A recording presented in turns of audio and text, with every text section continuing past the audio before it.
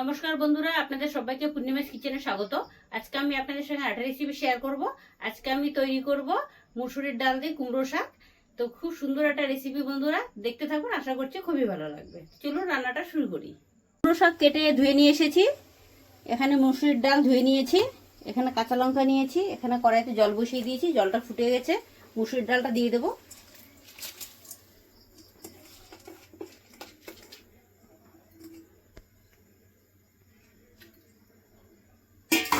কাঁচা লঙ্কাগুলো দিয়ে দেবো, একটু হতে দেব। ডালটা ফুটে গেছে, শাকটা দিয়ে দেব।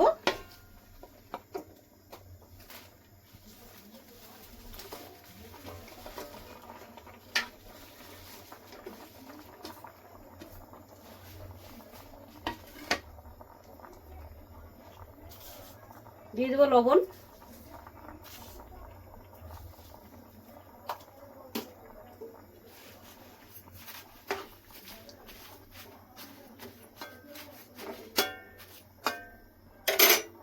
ঢেকে দেবো, কিছুক্ষণ হতে।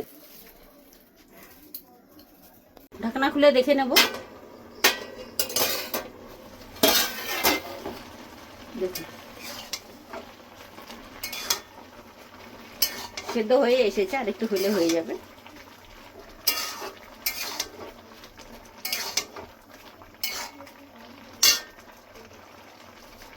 হলুদ গুঁড়ো দিয়ে দিচ্ছি,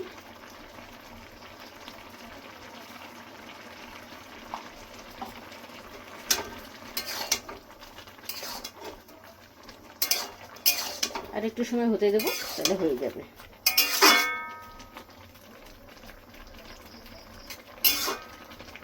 শাকটা সেদ্ধ হয়ে গেছে, নামিয়ে নেব।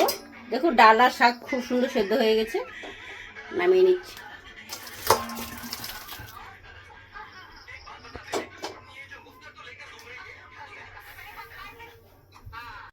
কড়াই গরম হয়ে গেছে, সর্ষের তেল দিয়ে দেবো।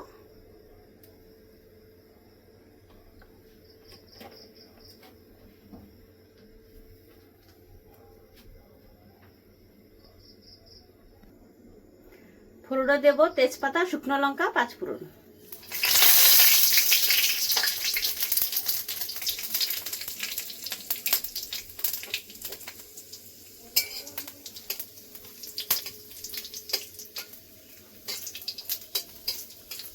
শাকটা দিয়ে দেব।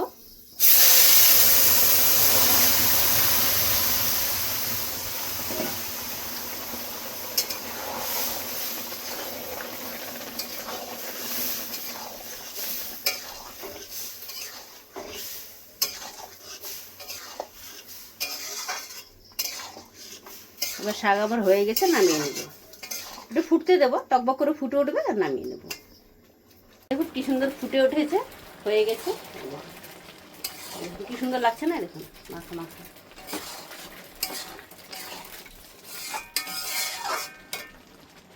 নামিয়ে নেব।